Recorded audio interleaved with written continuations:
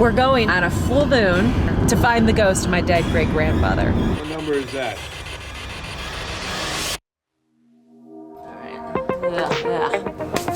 You know? I can hear the children.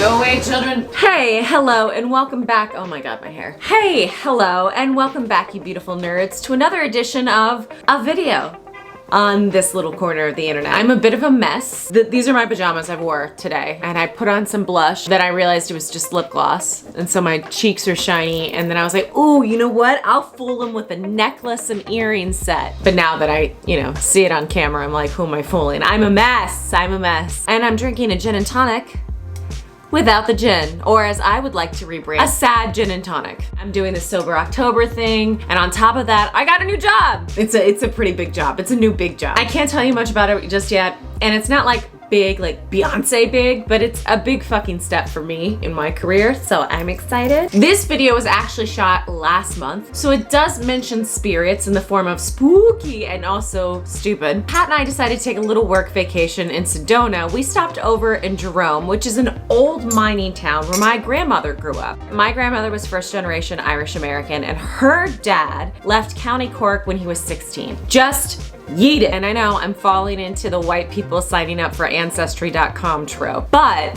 his story, aka my great-grandfather's story, has really stuck with me ever since I visited the first Irish bar in America back in January. Place is called McSorley's Ale House, and it is in New York City near Washington Square Park. And my cousin Gracie told me when we visited that there was a high probability that he stopped through. But I've been thinking about him a lot recently because things were so bad for him and his brother. He just left, just up and came here and never looked back. And his story is celebrated. Like, my family looks back at him with pride. And that action of leaving someplace when it's bad and starting from scratch somewhere new is commendable. It's brave. That action isn't celebrated for all people. Usually just old white dead guys. Now, I don't really want to get into a political debate about legal versus illegal immigrants in the United States, although I did just bring it up. But whatever, my channel, my rules. I really do want to get into the silly parts of the story, but I can't in good conscience talk about my family's immigrant story because all four of my grandparents are first generation. If I don't talk about the importance of seeing past the economics of someone entering this country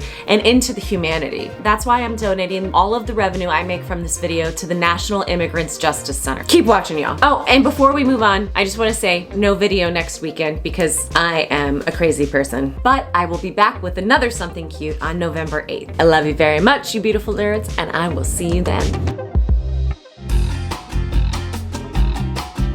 We are heading to Jerome now. We're gonna be hunting the ghost of my great-grandfather, and I wanted to see the area, the town, the landscape of where my grandma grew up. This is, I wanna say, ancient land. It is for my family. If you're gonna do a ghost town, we'll do it during the day, less spooky. Double check it at night. This was his idea, by the way. Romance. I know my girl.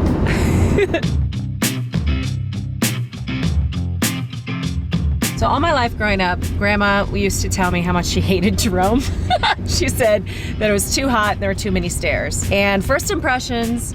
I mean, it's 97 degrees and we're driving straight up a mountain, so... Yeah, I mean, she's not wrong. She's not wrong, but it is charming. Like, the vista itself and these houses, I don't know, balancing on the side of a mountain is pretty cool. There's some houses for sale. Do you want to move here? No. There must be a lot of ghosts here. I mean, it is called the biggest haunted town, like old town.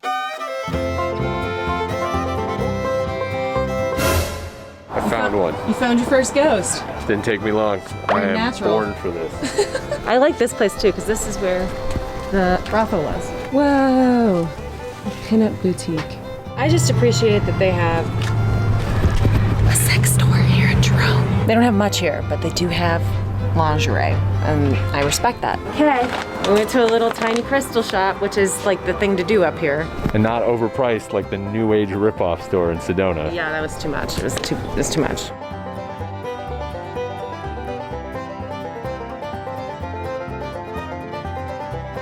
Okay, it says the first mining claims were filed here in 1876. Within 20 years, Jerome was a $1 billion copper mecca and one of the wildest, wickedest mining towns in the West. Drinking, gambling, brawls, and frolicking with the ladies of the night occurred around the clock in the 24 magnificent saloons. Nice. Magnificent. My great-grandfather used to rage here. There's one of the magnificent saloons right behind us. What I'm learning here is that the people of Jerome like to drink. This is a smelter in use around 1882. Well, amazing that you just know that. I mean, this is ancient family heirloom smelter passed down. No, I'm just kidding. I have no idea. But I did get a text from my Aunt Beth. She said that Dennis, aka my great-grandfather, was the general foreman of the mine. The general foreman position was a coveted and important position in the mine.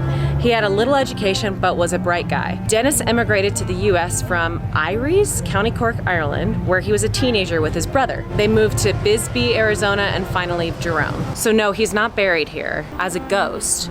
You come back to your glory days, right? You come back to the spot where you were in charge. And I really feel his energy here. Or perhaps some ghosts that just knew him. You know, you start saying the name, somebody comes up and they're like, oh man, he owed me money. Yeah, Dennis O'Neill, where are your drinking buddies? Where are your homies at? He might be haunting this smelter right now.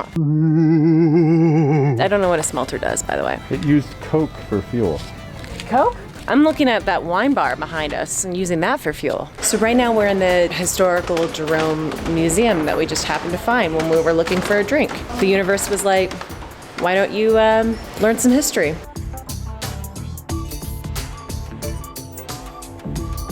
I love that mining and prostitution is what I'm hearing. Walking up these stairs, and at this point I think I'm just calling out places that I think are haunted. This park, definitely haunted. We're sitting in a place called Asylum, which is a restaurant bar attached to a hotel that is called the Grand Hotel here in Jerome, which used to be the hospital where my grandmother worked right before the war. This was like her high school job, to come here and nurse miners back to health. I think that Dennis O'Neill would have been proud of me, right? Coming back here, getting drunk, right? Babe?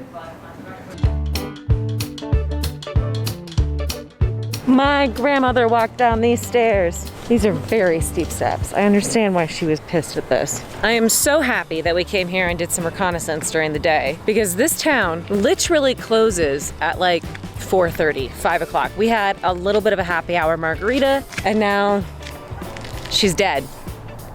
You know, because they have to close the town early because, you know, the ghosts need to conduct their business at night. That's what I was told.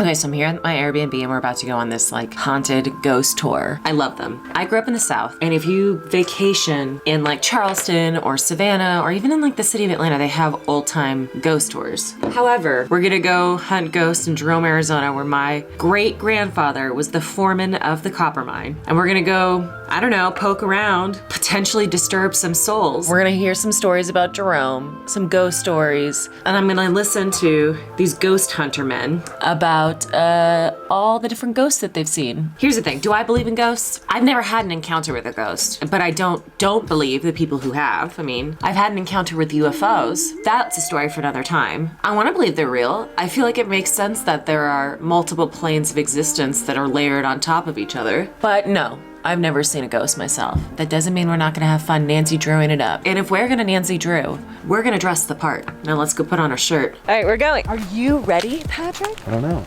To meet my Oh shit, we forgot our spirits. What spirits? Oh, yeah, you gotta get our spirits. Go bring those spirits. Do you believe in ghosts? I do love a treasure hunt, and I do love tech gadgets. So if they're gonna give me a techie gadget and tell me to find treasure or a ghost or whatever, I'm in. And I know you love a good ghost story. I love a good ghost story. They're fun. My great grandfather was the boss man, right? He could have pissed off some miners, you know? Oh, that was my thought as well. I mean, think about what they did to some of the miners who tried to unionize. We don't know. I don't know how ghosts work. I think Jason knows how ghosts work. That's why he's taking us on this tour.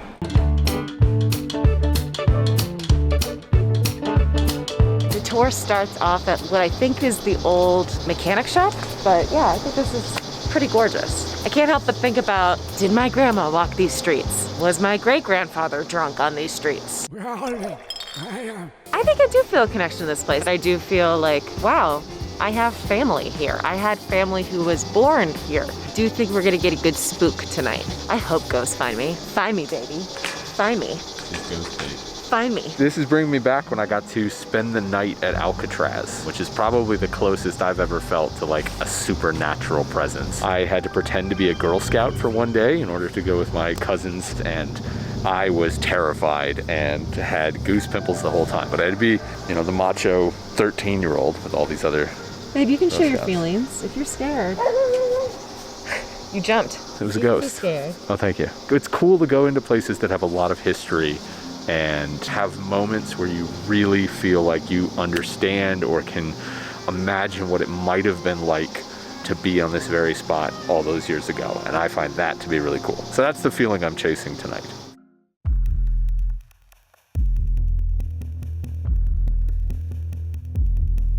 So spooky.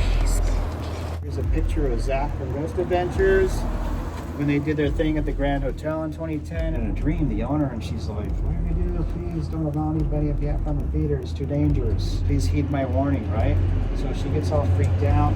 They get this warning from her friend she hadn't seen since the 50s. Now, at that time in 1982, the kids that normally stand there for school was because she had it closed that morning. The kids instead are waiting down there, and that's when what was left of the big old eagle up here cracks off the front of the building and comes crashing down the sidewalk. So had the kids that waiting here like normal, they could have been injured or killed.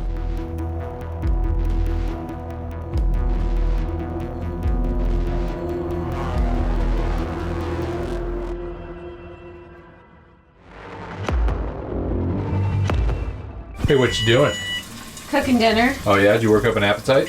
Yeah, from all that ghost hunting. Ghost hunting and stairs. And stairs, so many stairs. I better understand why my grandma was so hesitant to talk to me about Jerome. I had no idea how much murder happened in that town. We're walking around, he's telling us stories of like prostitutes being strangled, people doing in the middle of shootouts and whatnot. And I'm thinking that this is happening in like 1885 or whatever. It's 1936. She would have been 16 years old, so that makes a little bit more sense to me. I had a great time being able to wander around an old town at night and having our guide have the keys to some of these old buildings was super cool. Did we see ghosts? I don't know, no. In fact, if y'all can help me check my pics, because I don't think we saw any ghosties in the background of our pics. On but quick we're not- review, we didn't. No. But there could be orbs. Could be there orbs. Could be things we missed. There's a streak in one of them, and I don't know if that's a ghost or just a streak. But we heard some really interesting stories. I loved our tour guide, Jason. He was very sweet. I attempted to engage ghosts in a game of blackjack. That, I think, was my favorite part. Would anyone here like to gamble? Maybe blackjack? Would you like to hit? What number is that?